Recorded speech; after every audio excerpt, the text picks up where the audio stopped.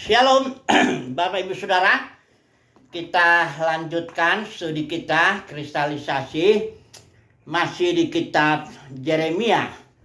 Kita sebentar akan menutup studi kristalisasi kita ini untuk kitab Yeremia. Ini terakhir kita akan bicara nubuat untuk bangsa-bangsa atau kerajaan-kerajaan bangsa-bangsa itu. Karena bangsa itu juga ada sejarahnya, mengapa bangsa itu mengapa ada bangsa-bangsa. Jadi kalau kita lihat sebentar dulu ya sejarahnya, itu tadinya bumi itu satu bahasa. Kita tahu itu di zaman Nimrod itu satu bahasa, logat, semuanya sama, satu bangsa lah bisa dibilang, karena itu adalah keturunan Nuh. Nuh punya anak Sem, Ham, Jafet, ya, mereka beranak cucu. Ini tapi ada keturunan Ham ini yang punya anak Kusi, dan Kusi punya anak Nimrod. Nah, mereka ini bangun suatu kerajaan untuk mencari nama dan juga untuk supaya jangan berserak. Ini jelas Nimrod ini seorang pemberontak di hadapan Tuhan, karena rencana Tuhan itu nama ya harus nama Tuhan yang dimuliakan, tapi Nimrod ingin namanya sendiri yang dimuliakan. Dia bangun kerajaannya banyak, itu Asyur, Babel, tapi yang dicatat di Kejadian 10:11 itu adalah Babel itu, ya. Bangun menara sampai ke atas. Ini menara ini hanya alat kontrol aja supaya jangan berserak katanya, ya, supaya si Nimrod ini ingin semua orang kumpul bersama dengan dia. Ini kan spiritnya Nimrod ini yang kita lihat Babel itu masuk ke dalam dunia kekristenan, ya, ingin para pemimpin itu menarik murid kepada dirinya. Ini spiritnya ini, ya. Nah, ini kemudian Tuhan dengan ya penghakiman Tuhan lah, ya, dengan cara dibikin bahasanya nggak saling ngerti lagi satu dengan yang lain, pecahlah itu. Itu di zaman Pelek kalau dibilang itu bumi terbagi. Artinya dari kerajaan Nimrod yang satu itu tadinya, ya, di tanah Siniar dia bangun menara mau setinggi-tingginya. Kemudian menjadi pecah lah ini kerajaan Nimrod ini dan menjadi kerajaan-kerajaan kecil-kecil, kerajaan bangsa-bangsa lah kita bilang. Karena bahasanya pun sudah beda, ya. Setiap bangsa punya bahasanya sendiri, punya ilahnya sendiri, dan punya rajanya sendiri. Ya, ini karena ini kerajaan, ya, dan akhirnya ya saling bertarung lah mereka, bertempur lah mereka, karena kerajaan demi kerajaan ingin dia yang nomor satu, kan begitu kan? Karena spiritnya memang begitu, spirit kecongkakan, ya. Nimrod ini congkak, dia mau bangun kerajaan untuk kemuliaan dirinya sendiri. Ya, jadi kalau kerajaan-kerajaan sama seperti kalau denominasi itu dari gereja tadinya satu, ya, organisme, kemudian karena Kisah pasal 20 itu ada para pemimpin beberapa menarik murid kepada dirinya, bangun kerajaan. Denominasi itu kerajaan manusia, ya, karena dia memasukkan sistem pemerintahan manusia, hierarki. Ada rajanya itu, setiap denominasi ada rajanya, ya. Saudara nggak usah susah nyarinya. Kalau masuk aja ke satu gedung denominasi, nggak lama kemudian kelihatan itu rajanya datang. Barangkali dia dengan sopan memberi salam kepada saudara, khususnya kalau saudara kaya. Datang itu Nimrodnya itu, rajanya itu, ya, akan menyambut saudara, ya. Nah, inilah fakta, ya. Saya bicara belak-belakan, ya, artinya inilah fakta bahwa sebagaimana kerajaan Nimrod itu pecah menjadi ya bangsa-bangsa, ya, nggak tahu lah berapa bangsa ini di dunia ini saat ini, saya nggak tahu. Kerajaan negara aja udah ada 250, ya, nggak tahu lah, sekitar segitulah. Nah, ini denominasi ini kerajaan organisme yang tadinya kerajaan Mesias atau gereja itu alat, agen untuk menghadirkan kerajaan sorga, kerajaan Mesias nanti kita lihat di muka bumi ini. Itu gereja alat, ya. Tapi karena gereja sudah pecah, malah bangun kerajaan masing-masing, ya. Denominasi itu kerajaan itu, ya. Kerajaan para pemimpinnya itu di situ. Kadang namanya langsung kok sesuai dengan pemimpinnya, Lutheran, Calvinis, Mennonite, Wesleyan, ya, ada yang langsung atas namanya, dan juga ada pengajarannya Antekosta atau macam-macam lah, ya, karismatik. Nah, jadi ini dinubuatkanlah bangsa-bangsa ini, ya. Kita itu nggak belajar semua bangsa-bangsa yang dinubuatkan di sini. Di Yeremia pasal yang dia ada berapa pasal ini, karena Nabi Yeremia pelayanannya selain dia bernubuat kepada bangsa Yehuda secara khusus, tapi juga kepada bangsa-bangsa. Dari pasal 46 sampai pasal 51 tentang Babel. Kita sudah bahas mengenai Babel, karena Babel ini sampai 2 pasal ya, karena itu memang di dalam kitab Wahyu simbol ya, Babel itu dijadikan simbol. Tadinya di kitab Yeremia dia nubuat, dan dalam Kejadian pasal 11 itu dia sejarah ya, kita sudah bahas sejarah, nubuat dan simbol. Karena Babel itu simbol daripada dunia kekristenan itu, karena itu masuk kacau itu istilahnya itu ya, masuklah pemerintahan Tuhan plus pemerintahan manusia, masuklah ajaran firman Tuhan plus ajaran Bileam, Nikolaus dan Izabel ya. Jadi dan itu akan mendapat penghakiman, tapi kita nggak bahas itu lagi ya. Sekarang kita akan bahas beberapa bangsa aja ya, dengan cepat aja, karena kita maksudnya akan nanti aplikasikan ini kepada kerajaan Mesias yang akan memerintah bumi ini ya. Yang pertama Mesir lah, kita lihat ya. Mesir itu di pasal 46, ini bangsa, ini satu bangsa dengan bahasanya. Dan dia ada penghukumannya, karena kita tahu Yeremia itu nubuatnya dua kategori lah pelayanannya. Pertama dia merobohkan, menghancurkan,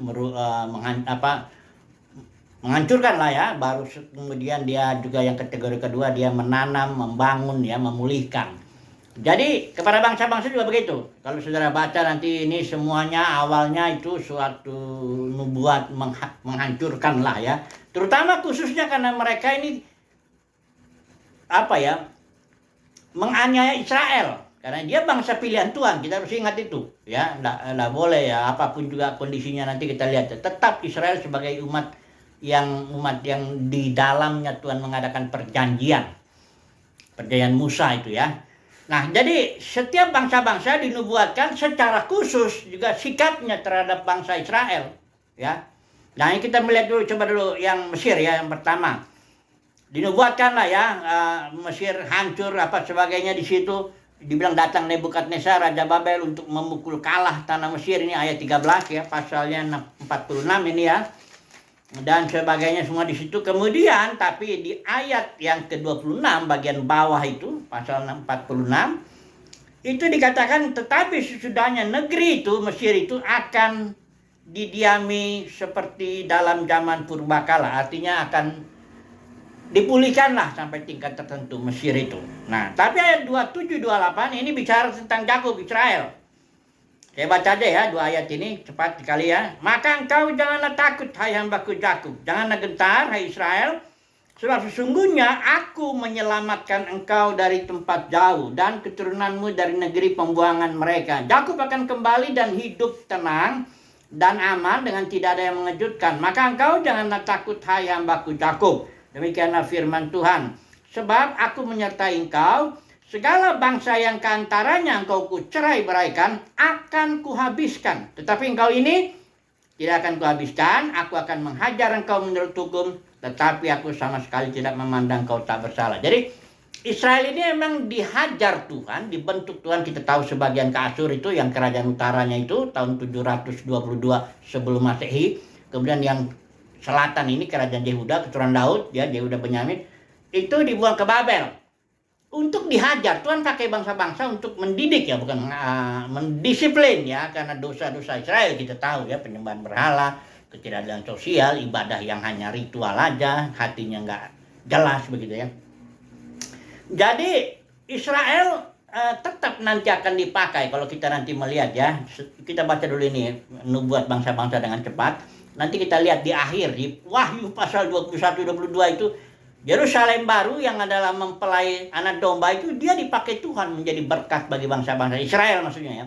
Karena pada akhirnya Israel seluruhnya akan diselamatkan. Itu surat Roma yang mengatakan, Paulus mengatakan begitu ya. Sekarang ini belum ya, bahkan mereka pun belum menerima Mesias. Oke.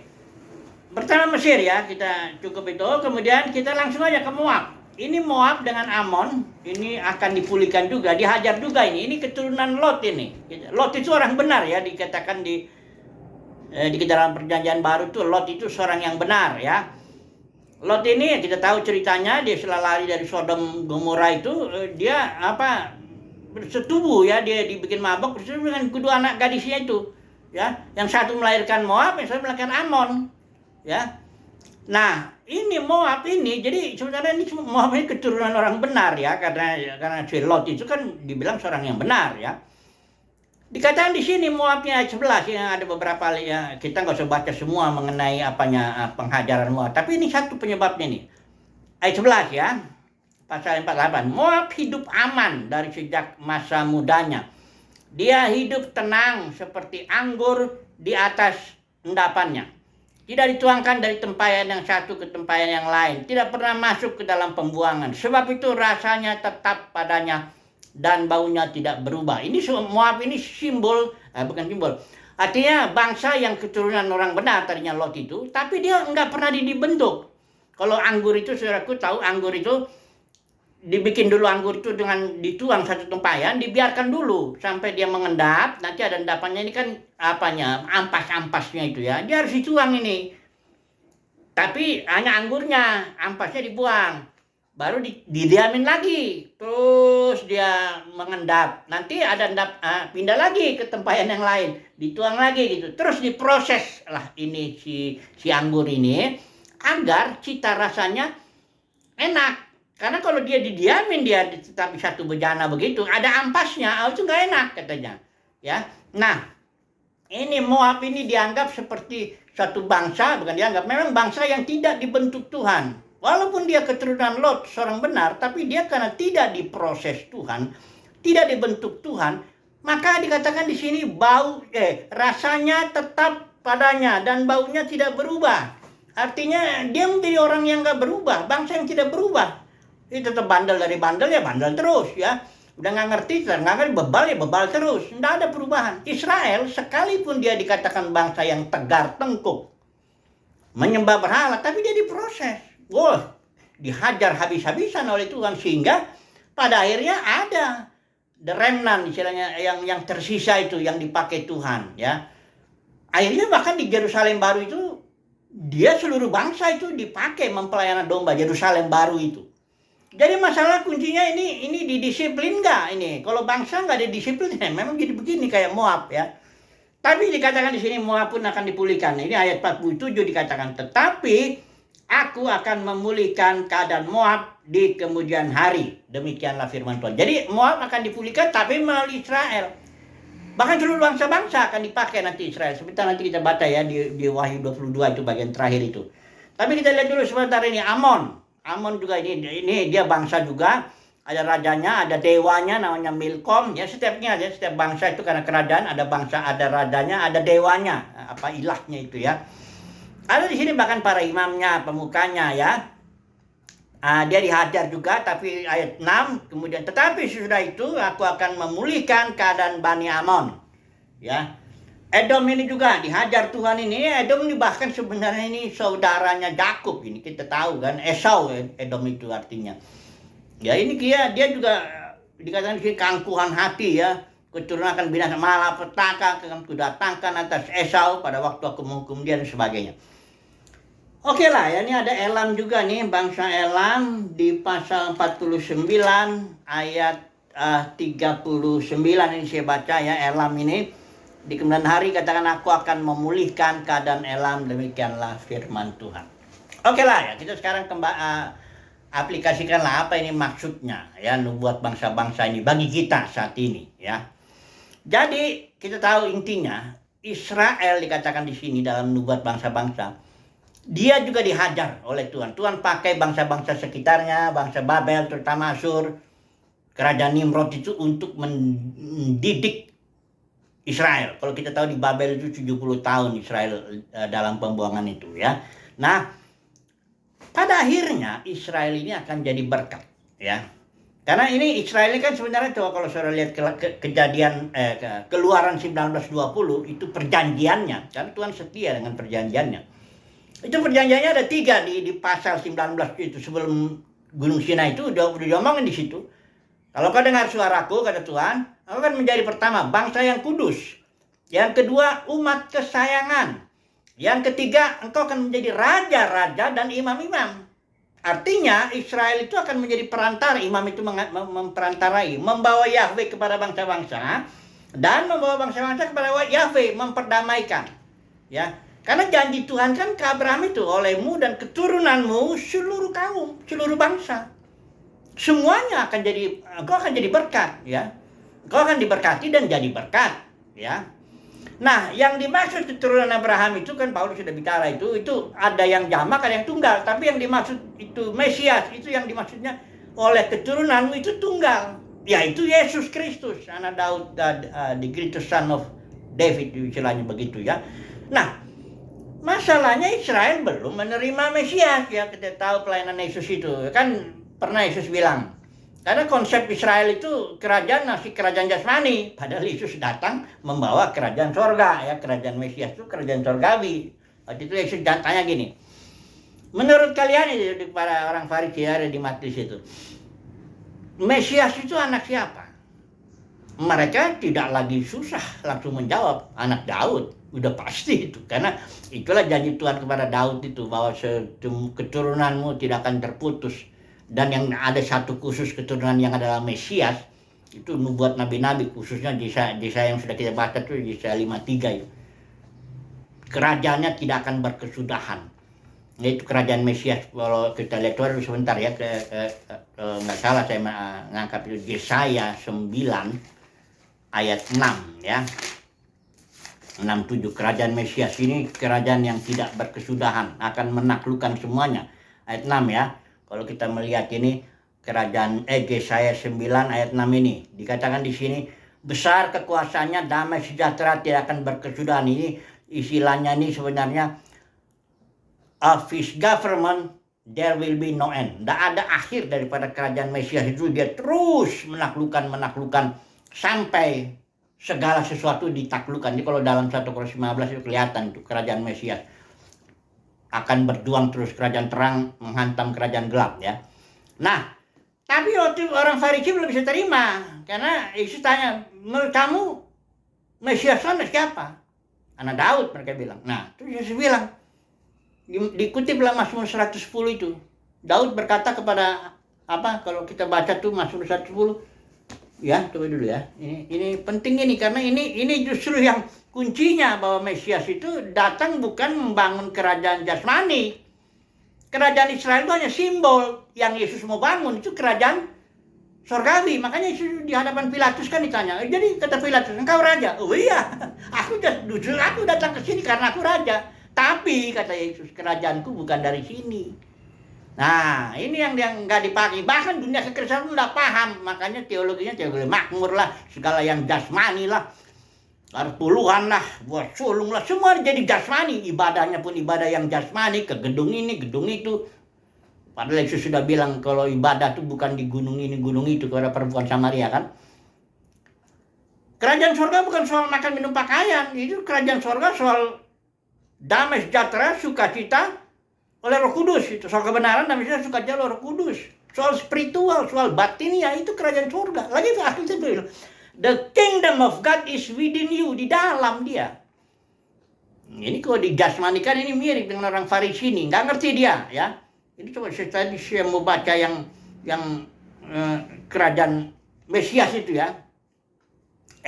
Mazmur 110 itu ya. 110 ya. Ini nubuat yang sangat penting yang Yesus kutip. Sejak itu orang Farisi orang nggak bisa jawab ya. Ini saya pakai HT ya, Mazmur 110. Perkataan Yahweh kepada Tuhanku. Nah ini Daud yang ngomong nih. Jadi Daud ngomong, ini kan dikatakan Mazmur Daud. Daud ngomong sama Yahweh, karena Mesias itu duduk sebelah kanan kan. Perhatikan ini, duduklah di sebelah kananku sampai aku menempatkan musuh-musuhmu di telapak kakimu. Ini dikutip Tuhan Yesus loh.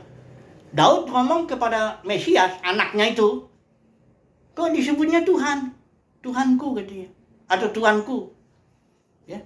Terus Yesus bilang orang Farisi loh, kan dia katanya kau bilang Mesias anaknya Daud. Kok dia ngomong Tuhanku atau Tuhanku? Gimana? Anak atau Tuhan ini? Orang Farisi nggak bisa jawab deh. Bingung dia. Pusing. Saudara kalau mau bikin pusing orang Farisi nggak gampang. Saudaraku. Yesus umur 12 juga udah bikin pusing. Orang Farisi belajar Alkitab orang Yahudi kita tahu ya. Nggak sembarangan. 0 sampai 6 tahun orang Yahudi kebiasaan di zaman itu udah belajar sama orang tuanya ya. Kemudian dia masuk sekolah sinagoga itu ya, dari 6 sampai 11 itu belajar kitab Musa doang ya. Kejadian Keluaran, Bilangan, Ulangan ya. Dia lulus jadi son of law istilahnya ya, anak hukum ya, maksudnya Dia tahu ke Musa. Baru kali 6 sampai 17 18 dia belajar lagi Nebiim Ketubim, ya. Nabi-nabi, tulisan-tulisan itu. Baru dia nanti setelah itu diajarin sama orang tuanya cara cari makan, udah gede dikawinkan. Biasanya begitu. Orang jauh di situ nggak ada pacar-pacaran, banyak disunangin kawin udah, ya. Jadi kalau mau jadi ahli Taurat itu udah biasa nulis-nulis itu. Baru 40 45 biasanya itu baru mereka disebut orang Farisi ahli Taurat. Jadi bayangkan dari 0 sampai 45 tahun belajar dia itu, ya, kita perjanjian lama. Jadi kalau dibikin sama Yesus pusing itu nggak bisa jawab, itu udah dahsyat itu, ya. Kenapa? Tapi kalau kita saat ini ya tentu dengan mudah menjawabnya. Kenapa itu Daud menyebut dia Tuhannya? Ya karena kerajaan Mesias dalam dimensi yang lebih tinggi daripada kerajaan Daud. Kerajaan Daud itu dalam level jasmani karena dia simbol. Sementara kerajaan Mesias itu kerajaan surga yang akan ditegakkan di bumi memang, ya. Dan dimensinya lebih tinggi itu. Makanya Daud menyebut Tuanku, ya, Tuhanku, ya. Jadi kalau bagi kita itu sangat mudah. Tapi orang Farisi ahli Taurat yang otaknya memang jasmani, sama Nikodemus. Itu Yohanes 3 itu, ya, apa yang Yesus bicara sama Nikodemus, lahir baru. Kau kalau mau lihat kerajaan surga mesti lahir baru. Si Nikodemus otaknya memang otak jasmani. Masa kata Nikodemus masuk lagi kita ke perut ibu kita, terus keluar lagi bagaimana? Yesus bilang kau ini pengajar Israel, tapi itu nggak ngerti yang begitu-begitu. Ya itulah. Banyak juga dalam kekristenan ini pengajar-pengajar ini jasmani semua, ya. Bicaranya bicara jasmani. Laku tapi itu masalahnya umat Tuhan suka yang begitu.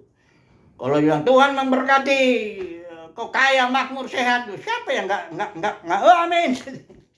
Tapi kalau dibilang engkau harus cari dahulu kerajaan surga yang di dalam batinmu itu. Jadi engkau harus fokus dulu kepada perkara-perkara batinnya. Nanti yang lainnya itu ada waktunya, ya. Itu nggak laku yang begitu. Dan kadang-kadang kan Tuhan pakai yang luaran itu untuk mendidik engkau supaya engkau fokus kepada yang batinnya. Aja nggak laku itu. Yang begitu-begitu hajaran Tuhan, disiplin Tuhan itu nggak laku itu, berita-berita begitu. Salib, ya, nggak laku. Dalam kekristenan, ya. Oke lah, kita kembali lagi ke sini. Jadi Israel, jadi kerajaan Mesias itu dinubuatkan. Nah, sekarang ini, ya, kita lihatlah dulu dalam kekristenan ini, ya. Gereja sebagai alat yang mula-mula itu organisme yang tadinya alat itu, ya, untuk menghadirkan kerajaan Yesus itu, kerajaan Mesias itu di bumi. Tadinya bagus, dahsyat sekali. Organisme ini bergerak sebenarnya dalam 200 tahun itu sebenarnya takluklah dunia yang dikenal pada zaman itu, tanpa gedung, tanpa ritual-ritual, nggak ada macam-macam. Dihajar oleh gereja ini, dunia terbalik itu, ya. Sejarah dunia itu kebalik oleh gereja dalam 200 tahun saja. Tapi setelah itu, mulailah sejak Konstantin, ya. Sebenarnya dari mulai kisah para 20 itu kejatuhan gereja itu udah mulai di situ. Paulus sudah nubuatin. Bahkan Paulus sudah ditinggalkan oleh seluruh orang-orang di Asia kecil itu. Ya, kemudian dalam zaman Yohanes, ya, sudah gereja sudah jatuh. Makanya Yohanes memanggil para pemenang itu orang-orang yang mendapat kasih karunia untuk merepresentatifkan gereja yang udah jatuh. Itulah para pemenang sekarang. Sekarang ini para pemenang ini dalam tiap zaman inilah yang menjadi representatif gereja yang udah jatuh itu untuk menghadirkan kerajaan surga. Kita harus ingat, ya, yang jangan jargon-jargon sekali selamat tak selamat, enggak begitu. Bicara kerajaan surga dulu sebentar, saya bicara dulu Matius 13, perumpamaan kerajaan surga itu. Ya, tema daripada perjanjian baru itu kingdom, ya, kerajaan Mesias yang akan ditegakkan di bumi. Karena ini sesuai dengan rencana Bapa semula, Kejadian 1 itu, ya, 26-28 itu. Mari kita jadikan manusia serupa segambar dengan kita supaya mereka berkuasa. Ini kingdom, kerajaan, menaklukkan. Kabas istilah Ibrani itu menginjak-injak musuh. Jadi dari awal itu sudah kingdom, kerajaan itu rencana Bapa. Sekarang kerajaan itu dihadirkanlah melalui gereja yang adalah organisme. Ya, setelah itu gereja pecah menjadi kerajaan-kerajaan sendiri. Tuhan pakai para pemenang. Inilah dia. Dunia kekristenan memang nggak ngerti. Dia pikir kali, ya, Tuhan tetap bicara. Ya memang di dalam kekristenan ada berkat, ada pekerjaan Tuhan, tapi kan campuran itu. Kalau sudah lihat di kitab Wahyu, ada perempuan itu ada dua. Ada perempuan yang di pasal 12, itulah yang melahirkan menghadirkan kerajaan surga di muka bumi ini. Ada yang pasal 17 itu, yang pelacur itu dengan 18 yang akhirnya dihakimi, ya Babel itu.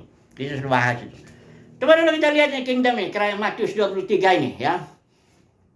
Karena dalam negeri itu banyak yang dipanggil, sedikit yang dipilih. Coba lihat dulu, perumpamaan penabur lah dulu. Perhatikan ini perumpamaan kitab Matius itu kitab tentang kerajaan surga. Ya, Matius menulis tentang tema kerajaan surga itu kepada orang Yahudi. Ya, ini dia kerajaan surga. Ya. Perhatikan dulu ini, ya yang nggak usah kita baca lah. Pokoknya intinya begini, perumpamaan penabur itu firman Injil, firman itu tentang kerajaan surga. Hal kerajaan surga itu, coba lihat ya, judul-judul perumpamaan ini selalu bicara hal kerajaan surga itu ya. Nah ini perumpamaan penabur, tapi ini dikatakan ayat 11, kepadamu diberi karunia untuk mengetahui rahasia kerajaan surga. Emang kerajaan surga ini rahasia. Dalam dunia kekristenan juga nggak ngerti nih, dia rahasia karena kerajaan surga ini. Yaitu begini, bahwa hati manusia itu tanahnya ada, diumpama dengan tanah itu ada 4 kategori. Tanah yang keras itu, yang pinggir jalan, trotoar gitu, kasih firman kerajaan surga nggak ngerti dia. Masuk yang tanah yang berbatu, ya, tipis tanahnya diterima, oh amin. Tapi ketika dia dalam perjalanan nggak bertumbuh, nggak hasil buah kerajaan tuh. Kemudian tanah yang semak duri, tanah firman Tuhan itu datang, firman kerajaan ya, ini firman kerajaan, bukan firman-firman yang jargon-jargon sekali selamat tak selamat, tidak ada begitu tuh ya. Apalagi firman teologi sukses itu nggak ada di sini. Ini firman tentang kingdom, kerajaan. Masuk dia ke tanah yang semak duri semuanya tuh bertumbuh dia, tapi dijepit. Dan semak duri itu katanya kekhawatiran dan tipu daya kekayaan. Ini makanya yang jasmani ini mampus ini, nggak bakal tahan ya. Firman kerajaan itu nggak bisa ya kepada tanah yang begitu, hati yang begitu. Nanti ada hati yang bagus. Dia dengan tekun menerima firman, dihajar, dibentuk Tuhan, diproses, akhirnya menghasilkan buah. Ada yang 30, ada yang 60, ada yang 100 ya. Kemudian ini perumpamaan yang berikut, ini lalang di antara gandum. Ini lalang di antara gandum, cepat aja ya. Ini sebenarnya lalang dan gandum itu ada dalam kingdom. Perhatikan di sini, dikatakan ayat 41. Anak manusia akan menyuruh malaikat-malaikat, mereka akan mengumpulkan segala sesuatu yang menyesatkan, ya, dan semua orang yang melakukan kejahatan dari dalam kerajaannya. Jadi dalam kerajaan itu istilahnya ada yang jahat, ada yang tidak. Sama seperti penabur ya. Itu udah nerima firman, hanya nggak bertumbuh. Berarti udah orang Kristen semuanya itu. Sama seperti ini juga yang pukat ya. Tarik itu, kerajaan surga itu tarik. Nah, nanti dipilih, ada ikan yang bagus, ada ikan yang nggak bagus, ya. Kemudian satu lagi perumpamaan tentang perjamuan kawin, ini kingdom juga. Ya, ketika dia beritakan si pemilik itu para Israel, ya tolak, dia tarik semuanya, masuk. Tapi begitu di dalam dilihat mana yang berpakaian pesta. Biasanya di zaman itu si tuan rumah itu kasih pakaian pesta supaya ini. Ini ada orang nggak berpakaian. Intinya di pasal 22 Matius ayat 18, sebab banyak yang dipanggil tetapi sedikit yang dipilih. Inilah yang berlaku firman untuk kingdom. Jadi dalam kekristenan nggak semua selamat. Oh, kalau pendeta-pendeta cari duit aja, cari kemuliaan manusia, cari jabatan, bagaimana mau dibilang selamat? Biarpun udah lahir baru, nanti di hari penghakiman tuh, karena penghakiman akan datang cepat atau lambat, dan yang terutama rumah Tuhan dulu, dunia kekristenan dulu yang dihakimi dong, baru orang lain nanti. Ya, disitulah di Matius 7 lah Yesus terus terang itu. Kalau Matius 7 ayat 21 sampai 23, di situ ada orang yang banyak aku udah bernubuat Tuhan demi namamu. Tuhan nggak sangkal itu, betul kau memang bernubuat demi namaku. Ada yang bilang, Tuhan bukankah kami sudah mengusir setan demi namamu? Banyak ya. Tuhan bilang betul ya. Terus kamu sudah banyak bikin mujizat demi namamu. Tuhan bilang betul. Cuman kata Tuhan, engkau melakukan anomia. Ini istilah anomia ini sama nih, istilah Yunani itu lawlessness, ketiadaan hukum. Kau nggak ikut aturan hukum kerajaan sorga. Engkau ngerjainnya untuk kemuliaanmu sendiri. Kau mungkin ngerjain untuk cari uang. Kau mungkin cari jabatan. Kau mau cari untung dari pelayanan. Oh, sekarang itu berkelimpahan toh. Para pemimpin yang melayani cari untung. Ya. Dan makanya teologinya juga teologi untung, kalau teologi sukses ya. Cari untung aja. Pokoknya yang melayani yang menguntungkan, nah itu. Dapat uang, dapat jabatan, dapat kemuliaan manusia. Ayo orang begini nih jangan harap lah masuk dalam kingdom. Enggak. Kerajaan surga itu misteri itu. Bagi orang-orang yang jasmani begitu, para pemimpinnya kayak model-model Nikodemus yang jasmani, orang Farisi ahli Taurat yang jasmani, nggak bisa terima itu. Oke lah. Jadi mari kita ambil kesimpulan pemikiran dulu ya, kesimpulannya. Bangsa-bangsa akan dihakimi. Ini simbol bangsa-bangsa ini kalau saya lihat dalam Kristen ini kerajaan-kerajaan denominasi inilah. Ya.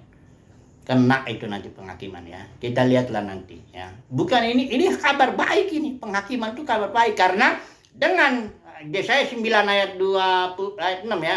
Apabila engkau ayat Yesaya 26 ayat 9. Apabila engkau menghakimi bumi, bumi akan mengenal kebenaran. Penghakiman itu kabar baik ya. Jangan sudah pikir penghakiman kabar buruk nih. Ngeri nih. Enggak. Coba dulu ya.